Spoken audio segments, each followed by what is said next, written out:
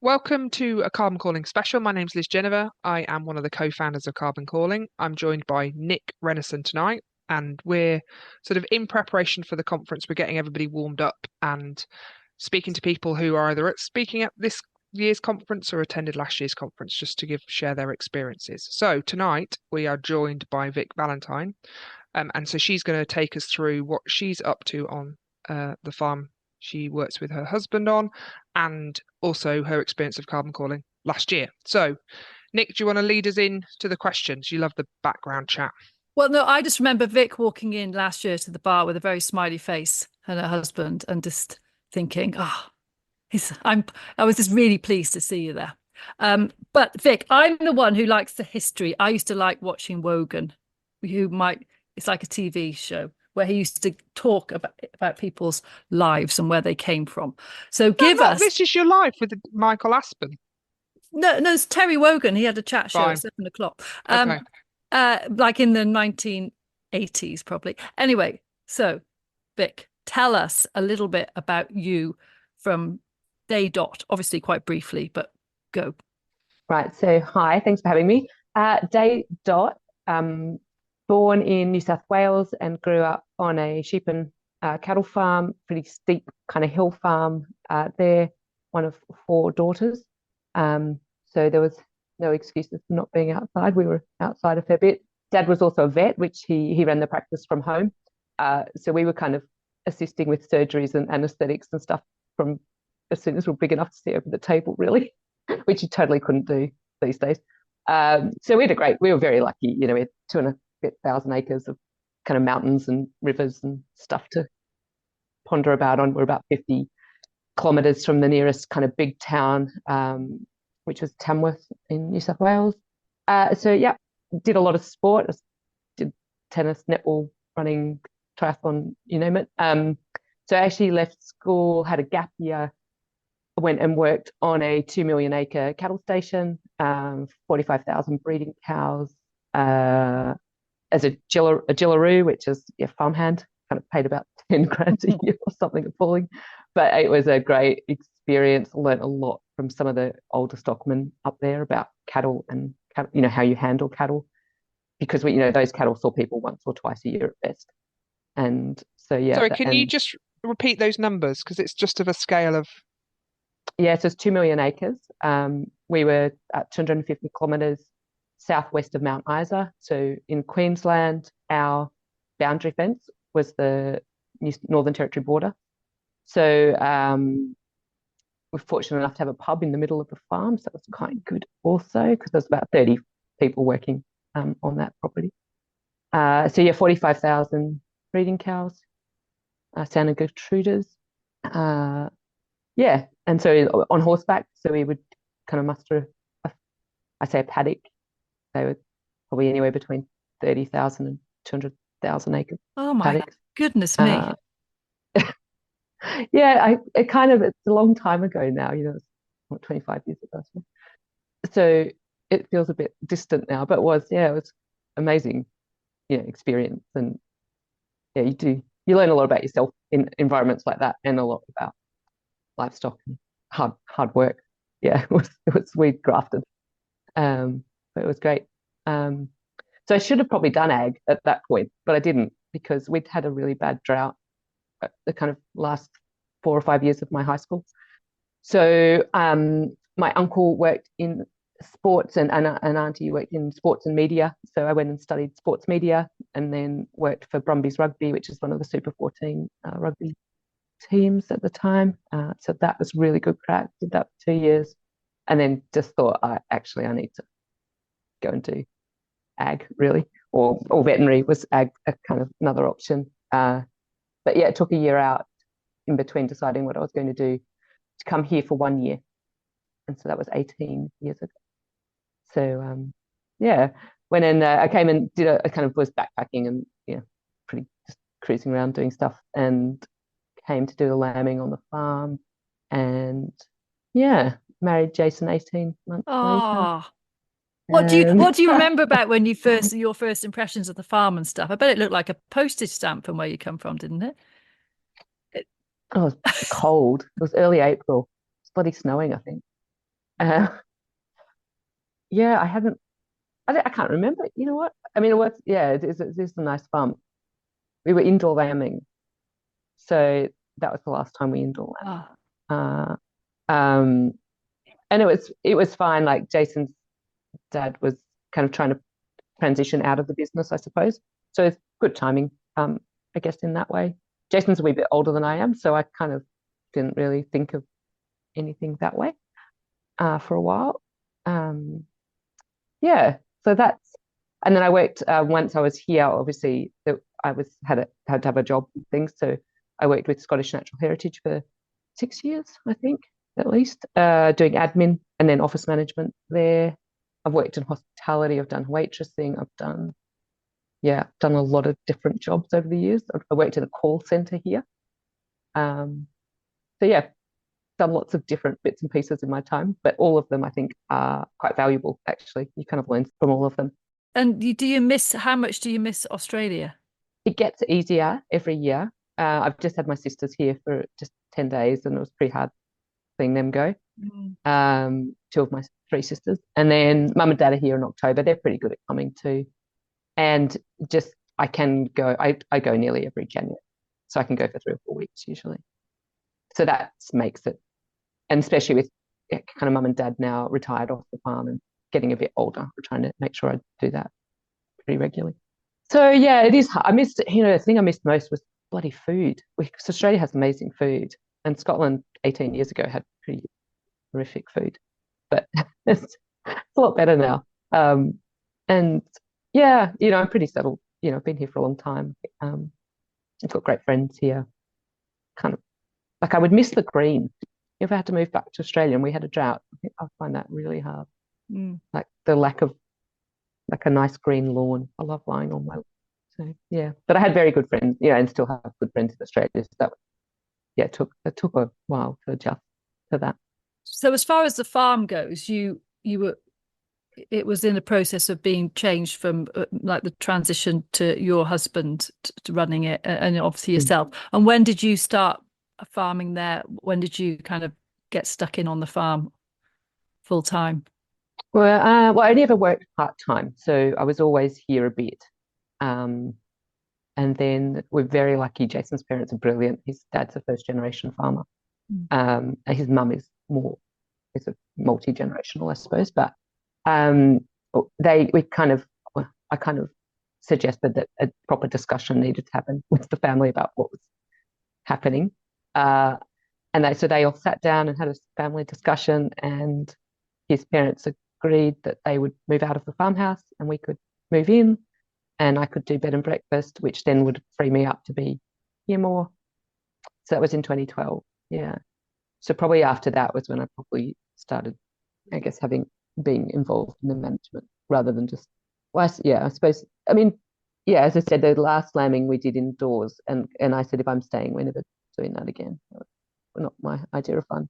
So they've always been very good. We're really, really lucky. And my mother-in-law's great, and father-in-law's great, and the rest of the family good, great. So we're just really lucky, I think. And I suppose it's B&B. So are you on the 500? Yeah, I've stepped back a bit this year and just like shut my doors a couple of nights a week because it was a bit crazy. The first kind of 10 years I was in business, I suppose. I think the COVID year was, had to close for 3 months, and I know you shouldn't say it, but it was just the best year.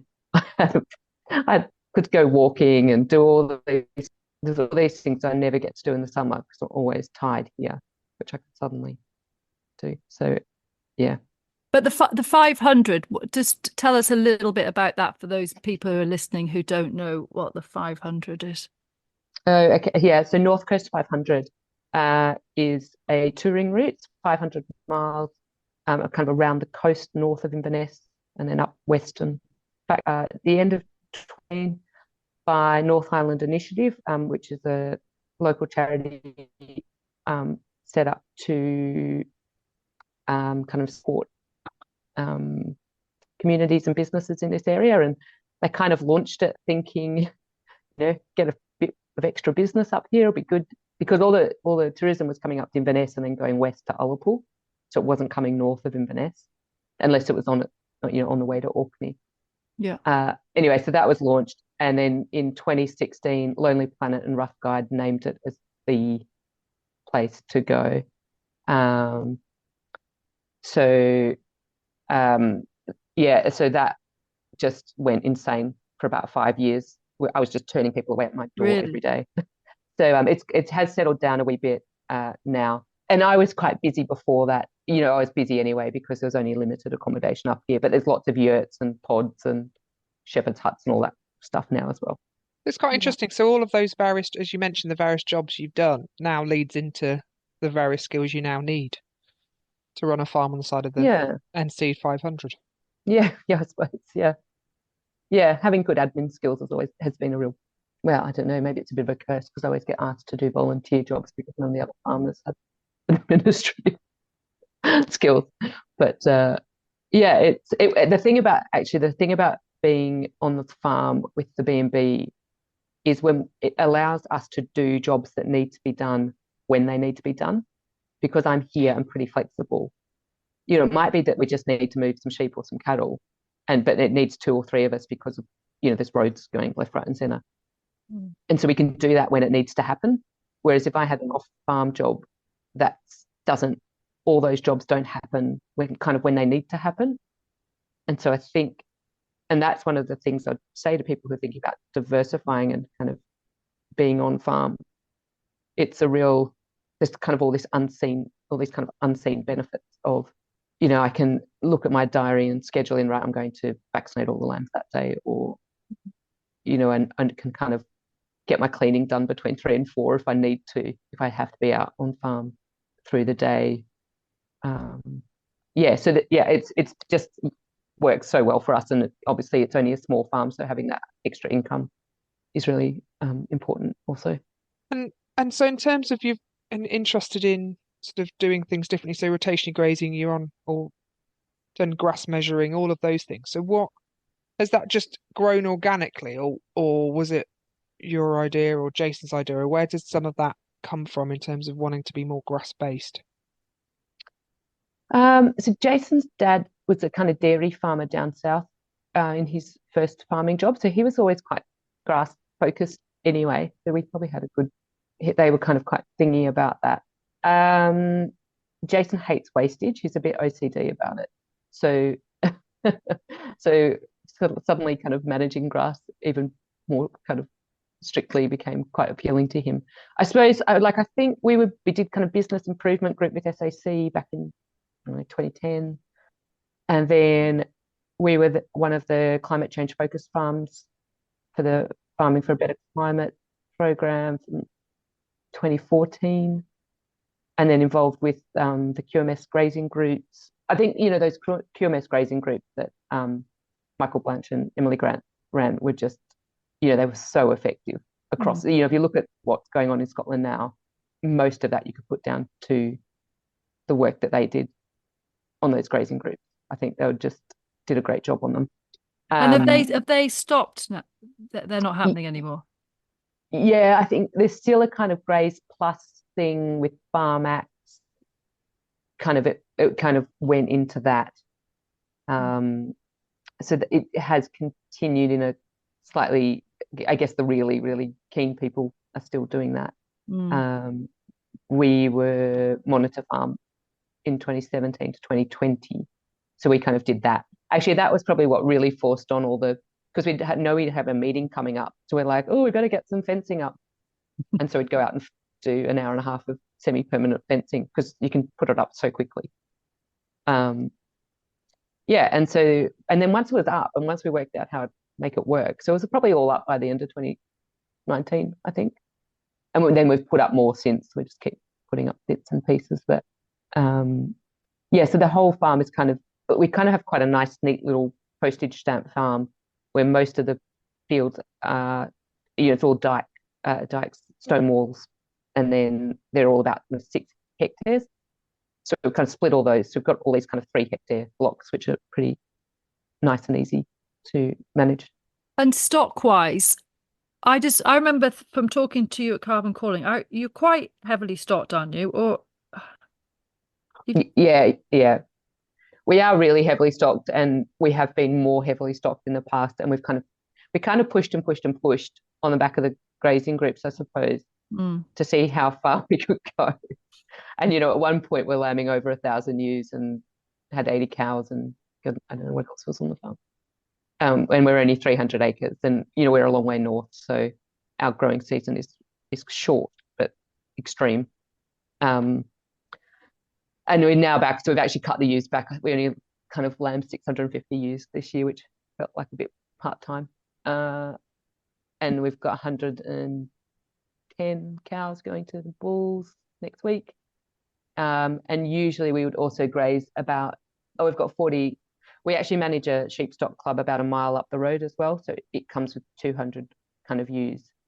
And we've got 40 calves up there as well. And then we would normally graze about 70. We turn out our own calves here as well, but it was such a terrible spring this year. We went early and just sold them in early April. But yeah, it depends. We try and have a really flexible. So we have stocked. So I always describe us as like quite an intensive grazing system, really. And that's something we're probably pulling back from a wee bit, just to take a bit of pressure off. But I think the trick is to have these kind of trading stock or some kind of buffers within the system that, like last year, we got to early June and hadn't rained for 5 weeks, and we were able to just offload the stock, the yearling stock.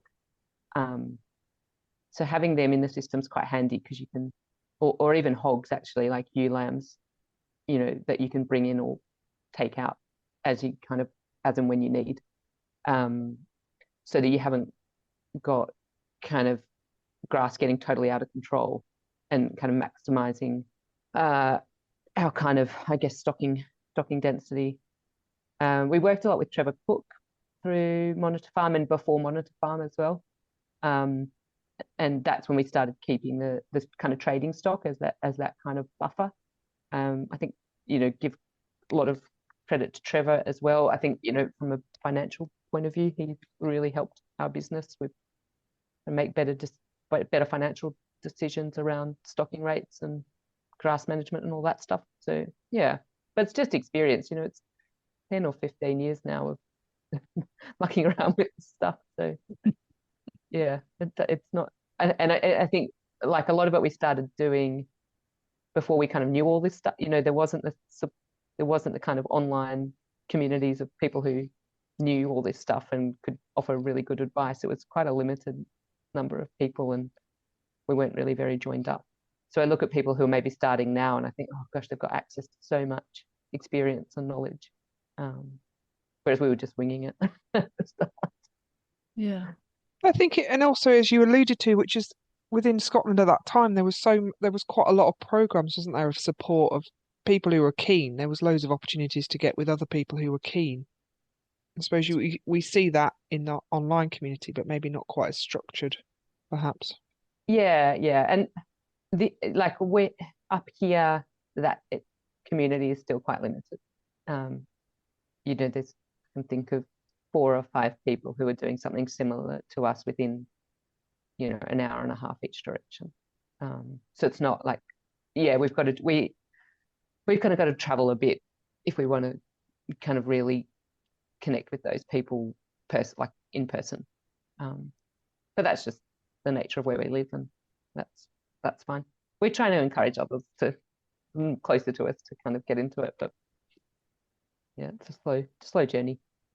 I suppose that's interesting, because as a Monitor Farm, do you mean, well, it's always difficult to get the more local people to those sort of events, but you'd sort of hope there was this amplification from you, but no. And I think anyone you speak to about Monitor Farm or any of those kind of programs, they'll always tell you that their nearest 5 neighbours hardly ever show up, and that was certainly like our experience. Some of the, there was a few who were really supportive and great, and I understand why they don't. They're busy, they've got other stuff on, topics might not have been up their street.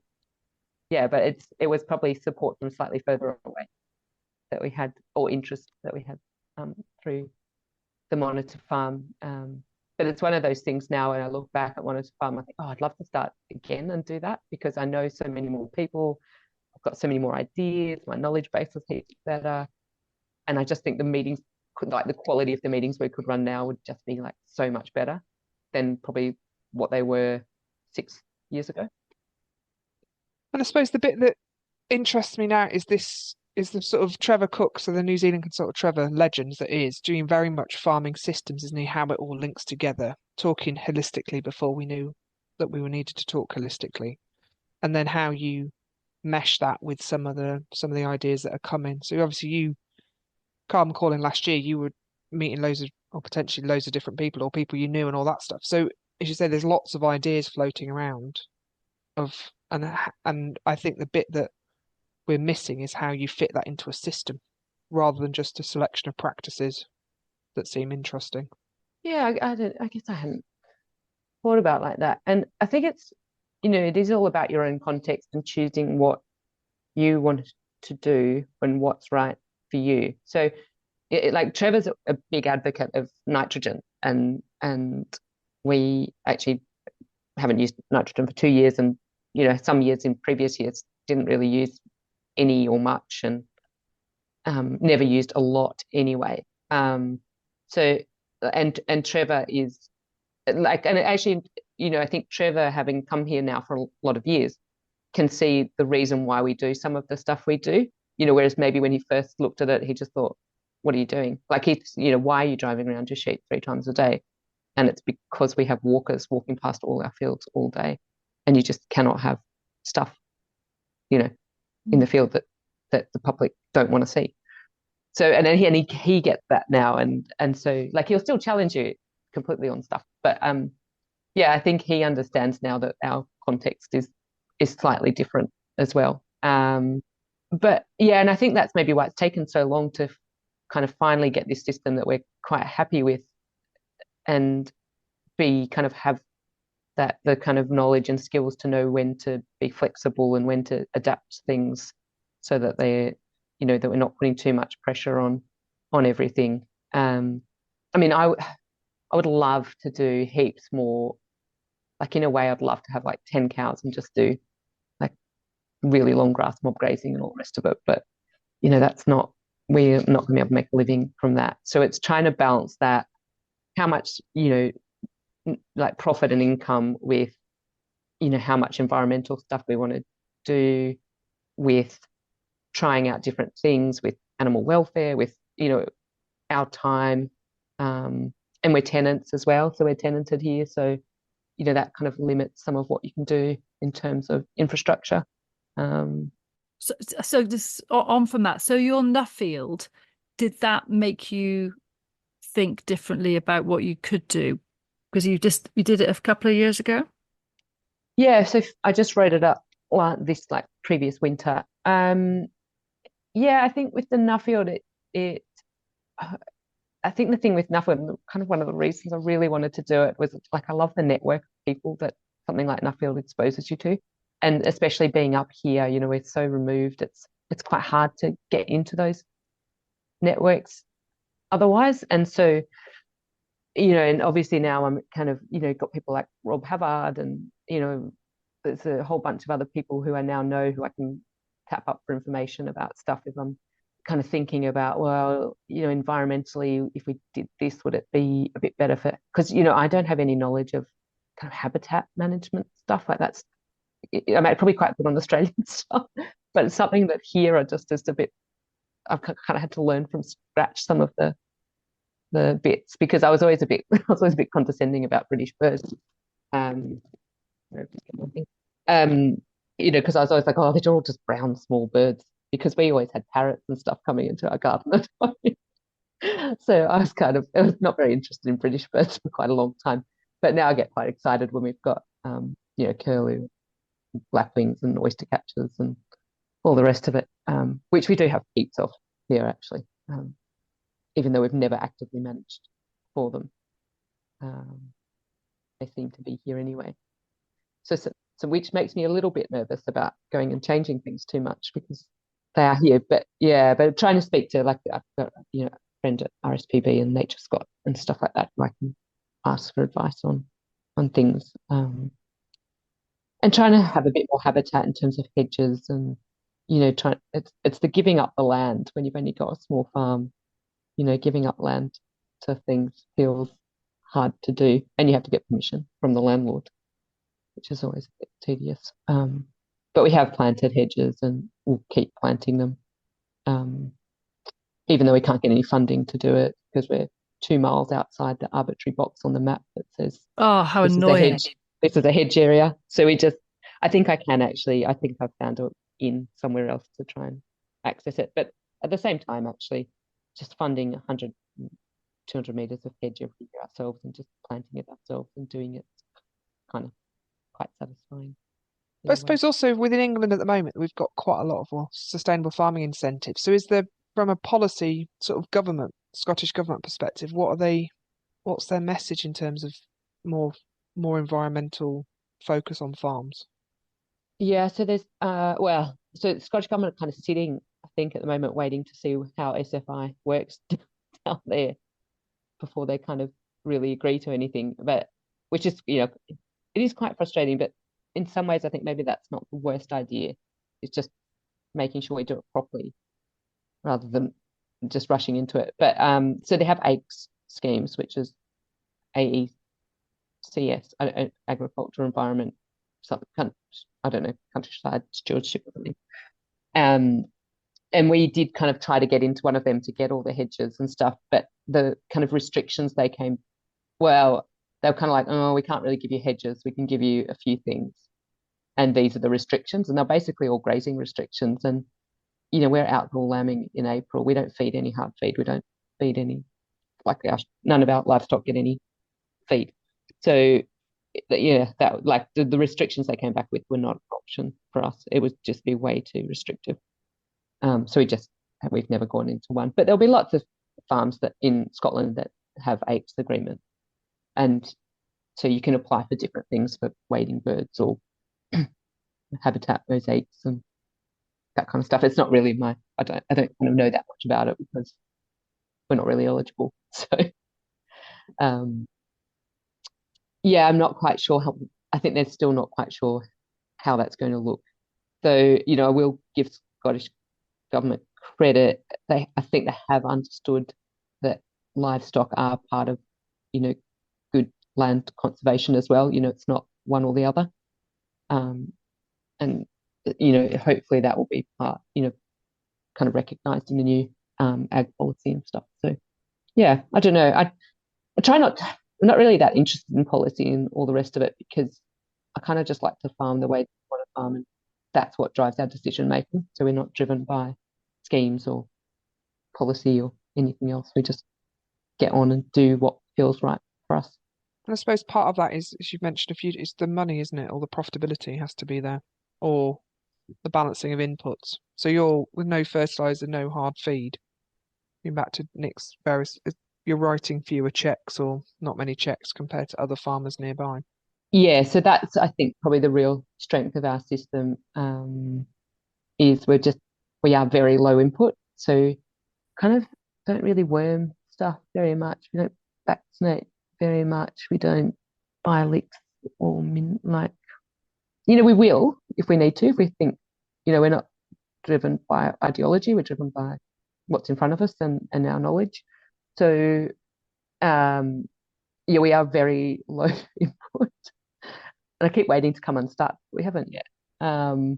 But we're not really low output. We're still we're still targeting to wean 160% of lambs, and we would still target to wean 95% in our cows. And actually the other when I say low input, that includes labour. So that includes that we are not, tied to the farm all the time and working 24 hours a day. That's not part of our plan. So we sheep or lamb, I think rams are out for 24 days last year, but they'll be back to 21 this year. Bulls are out for 7 weeks, but they'll be back to 6 this year. And we start lambing and calving on the same day. So for about 2.5 weeks, we get up at 6:30, and last look of the cows is 9 p.m. So we have about 2.5 weeks of the year where we're probably doing a fair few pretty solid days. Well, I was annoyed a couple of times this year because we got in at 9 o'clock, and actually and that's everything carving and lambing at the same time, and just the two of us here. So yeah, so part of, and I think that's the other thing is once you decide to go low input, it actually frees up a lot of time because you're not going out and feeding sheep every day. Our sheep are away at grazing and we go see them once a week through the winter. The cows, we can kind of stack up feed, so that'll do 6 days. So we only feeding them once every 6 days. Unfortunately, we can't like deferred graze cows in winter on the ground we have. I would quite like to get hold of someone else's ground and do it. But so we do have, they are in a sacrificial wintering area with a kind of big feed bunker that we just stock up. It's probably the thing I least like about our system, but we're still trying to find a kind of alternative to it. We're going to do a little bit of bale grazing this year on one bit of slightly drier, south-facing piece of ground and see how that goes. But we've got very little ground like that. It's mostly very low lying. So you don't think your system's fixed. There's still tweaks. There's still things you're wanting to try just to see whether you can just, I suppose, Yeah, if I marginal. could convince one of the estates around here to let us graze, graze their drier ground in winter in the deferred grazing system, that would just be amazing. I'm not quite sure if that will ever. But oh no, every year we do something different, try something different. Yeah, every year there's something that we've done differently. But yeah, the wintering, like having a sacrifice area that just gets trashed in the winter, it's mostly fine. I think this year it was so wet, I wasn't very happy about it. I was very thankful we didn't have any sweds this year because that would have just been horrific. And we don't grow any root crops anymore for that reason. It's just, unless you get a very dry winter, it's just not very nice. And maybe that comes back to looking at our stocking rates and trying to work out how we tweak those so that we reduce that kind of mud as much as we can. But it's tricky when you've only got a small farm. So going back to time off, Vic. So last September, you jumped in the car on a Friday night, drove quite a long way down to Cumbria. I don't know how long it took, probably a good few hours, and came to Carbon Calling. Was it your first one? Yeah, it was. Yeah, it was great. Yeah, so I think, what are we? Probably 8 hours, 7 or 8 hours down. Oh my God. I suppose. It's a long way. I drove from Orkney to Nick's once, and it's a long bloody way. Yeah. I think I'd seen it. There's so many things we often can't go to just because of distance or B&B or quite a lot of, because we're a little bit later up here. Quite a lot of times the stuff's held at a time of year when we're still busy and everyone else has kind of done all their work. So yeah, saw that we could make it, and we just went down and had a great time. It was brilliant. I love a conference, love an event. I'm going to go Falklands next week, I think, if we can get away. So that really looking forward to that. Was disappointed to miss that last year too. We drove down. We had to buy a tent on the way because didn't even own a tent. Commitment. Yeah, stopped at Abbymore and bought a tent, and then got down there and wasn't sure if we'd know anyone or and then obviously Michael Blunt there, and like Brewster and all the rest of the kind of Scottish gang were there, so that was quite nice. And it was once again, I think, and really enjoyed meeting the Nellises, who there's a lot of people you kind of know through a bit of social media and stuff, but never get the opportunity to meet. So yeah, it was great. We had a great crack with them.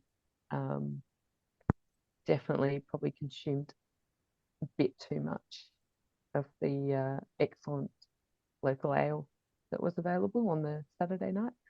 And danced all night too, which was really fun, which I haven't done for years. So yeah, it was just great actually. Loved I've been saying to someone recently, it's quite difficult when you go to things now because you keep hearing the same thing all the time, and was really nice. Carbon calling was different from that. You know, it wasn't just this is how you do rotational grazing. This is, you know, about health, or, you know, it was a totally different take on kind of mindset, actually, I would say. You know, because there wasn't maybe that much there that we would be able to take on a practical level in some ways, just because of slightly different systems and locations. But like the composting is something we would just never do. But I find it really interesting, and I'm really interested in the people who are doing it. And you know, we have cactus guards sitting in the shed, so it's great to see the cactus guards that someone had actually put up, because they're still sitting in our shed 2 years later. Haven't quite got around to those. And you know, the Amy and Claire and Nikki session. Nikki and Sarah. Sarah, yes, sorry. And you know what was interesting about that was the number of men that evening who were like, that session was just amazing. Like, just listening to people talk so openly and so honestly about, you know, challenges. And yeah, it was such a unique, every now and then you go to a meeting where you just get one of those really amazing gems, and I think that was one of them. And obviously Michael, you know, chairing that, who's always always good value. And yeah, you know, like the small scale dairy people, you know, once again, on a practical level for us, totally not something, you know, that's relevant to our business in some ways, but the mindset and the thinking and some of the learnings, you can always learn something from someone. Yeah, I think that's like, I'm just a learning nerd. I just love going places, and I do like being challenged. Like, I like having someone who really challenges how I think about things. Like, it might not change my mind, but in a way, I don't want to go places and just hear someone tell me what I already know or what I already agree with, because that, you know, that's just an echo chamber. And yeah. I've just checked on the YouTube channel, which has the conference from last year, and it's that session, which is session 3, is over 1,000 views, compared to, I think the nearest one is about 290 near it. So yeah, it is, and we've talked about it a lot. And I think our challenge was, how the hell do we compete with that? Because it was such a and Michael put a lot of work in those, and as did the 4 speakers. But it's very difficult to compete with as a session, because, and it was the brutal honesty that is always gonna, and I suppose it's inspired us to realise that in some of the world, well, certainly this world, is that actual honesty isn't, the honest conversations are still not happening. You think the mindset shift has happened, but still people go back to that, not necessarily wanting to be vulnerable. And that session showed the power of vulnerability, and how powerful it is for people listening. Well, we can put the link in the notes of this pod, can't we? Yeah. But I think this year we're doing things slightly differently. And it's like you say, Vic, we kind of want it to be a bit different than your normal conference. So we're always trying to kind of think of new things. So this year our first session is with Rob York, who is like, how would you describe him, Liz? We like being in uncomfortable situations. He likes it even more. He likes being in stimulating conversations, and also trying to put people who you wouldn't normally put together and see what happens. It'll be fun. And listening to lots of different opinions, because quite often, particularly with ReGen, you have the kind of standard lineup of people, and so we're trying to mix it up. And then the afternoon session this time will be very much workshop led. So we try every year, this is only our 3rd year, but we try and keep it a bit fruity, I'd say, and a bit off the cuff. Is that the right thing to say or not? Why not? You've said it now. Fruity just says, just like, I don't know, just, well, not vanilla, not beige. But did you know many people there, or did you said you knew like the analysis as you'd seen them on, you knew them but maybe didn't know them, but was there lots of people from Scotland you knew there, or was there new faces? Oh no, a lot of new faces, yeah. And that's been nice because now when I see them in a WhatsApp or in a, on social media, I'm like, oh yeah, lots of names to faces or faces that maybe briefly crossed paths with at some point who you then got a bit more time. Bruce Thompson is obviously in my Oh, field as well. Bruce, Great. I know. So yeah, it was one of those things. I think I read an article for the Scottish Farmer about it afterwards, just saying that we just came back from it just really invigorated and just positive and and it wasn't that we were going to come home and make massive changes here. It was just that picked up a few things, met some new people, got some new contacts, had a good dance, had a few beers, and I think people underestimate how important all that stuff is for professional development. Like we talk about professional development or development or business improvement. We try and it's always very kind of objective, but actually I think that subjective stuff around mindset and how you challenge how you think is we underestimate it. So people go, oh, it's so expensive to go to a conference or go to a meeting or whatever, and it's the value you get back to your business. I think is completely underestimated. And so we will always go to those kind of things because we think they're valuable. As I said, not even if we're not taking away specific things around, dairying or composting or whatever. Yeah, we definitely come back with. I think even just having had a weekend away, you just go back into your business on Monday a bit more energetic, a bit more positive. And I suppose, as Nick mentioned, we're changing the format, and a lot of it is that we've realised that like every coffee break or lunch break, it's really difficult to get people back in their seats because they're like talking to people they want to like they've known only in WhatsApp groups. So that's part of it is actually to rather than shut conversation down, is actually encourage it, and that realizing that it's sort of how you build a community, isn't it? It's not necessarily talking at them; it's allowing that space for people to get to know one another and learn from one another, I suppose. Anyway, that's the theory. We've sorted the beer out today, everyone. So and I sorted the toilets out yesterday, so we've nailed the key thing. But no, thank you, Vic. That was marvellous. It's a good snapshot of your views on carbon calling and also your farming system.